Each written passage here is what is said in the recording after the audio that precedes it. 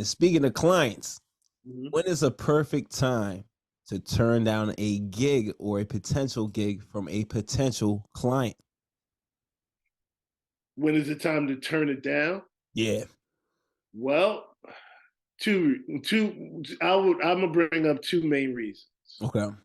One, well, actually three reasons because there was one time I turned down a gig and it was like an outside gig in like Fairmount Park, but it was in the kind of shady section of Fairmount. Okay. So, for safety reasons, Mm, can't do everything. Okay, realize what your that surrounding is and make that determination. Right. So that's number one, safety, mm. because be in some shady spots, and it ain't always the best for our career. That's a big And one. it ain't best for our life. Right. You know what I mean? So that's number one. Number two, if they're not respecting your price, know what your worth as the DJ. And if they're not going to respect your price, feel free to say no. Feel free to say no. All right. And number three, as we were talking probably off air about, the type of gig it is. If, you see all this gray hair here, this ain't the dude. This ain't the dude that should be doing your Sweet 16 party. You know what I mean? Even though I might be able to do it, you know what I mean, or a college party. You know what I mean? It's like, I'm kind of out of that range. You know what I mean? Mm, So you got to know where it is. Now, I was talking to like a colleague of mine, and he was saying that he kind of still does it because there's no young DJs, right? There's no young DJs that's not going to have, everybody has dirty versions and stuff like that. And even at Sweet 16, you got people's parents there and people's grandparents there, even though it's their party. So you got to find a way to make sure that everybody has a good time. You yeah. know what I mean? And these young DJs, I don't know. I got to figure. I don't know how we bring up these young DJs.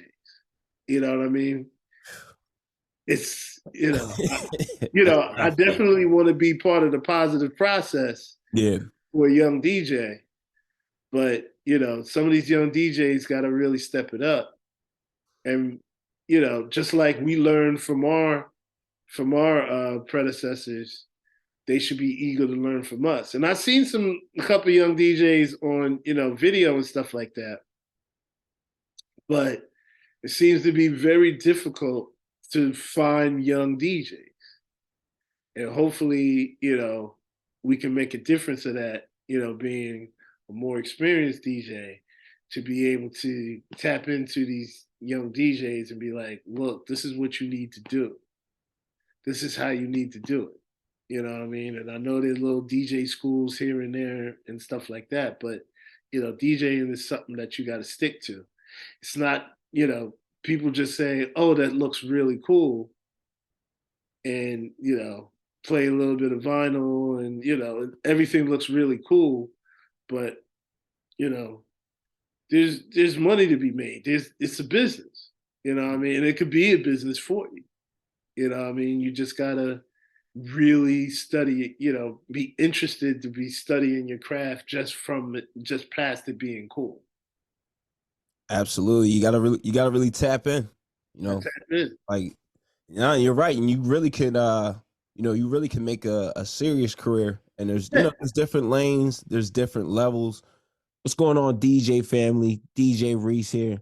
Every Monday at 9 a.m., I'm dropping a new podcast episode where I'm highlighting some of the dopest DJs out there that are creating vibes at all the venues that they're DJing at. If you want to hear these stories, level up in your DJing. If you're a new beginner DJ, you need new tips, you want to hear that inspiration from the DJs who started out new, that are taking their DJing game to the next level, well, you got to check out WeCreateTheVibes.com every Monday, 9 a.m. New stories, new episodes from the dopest DJs out there killing it in the game right now. Hosted by DJ Reese. Again, check out WeCreateTheVibes.com.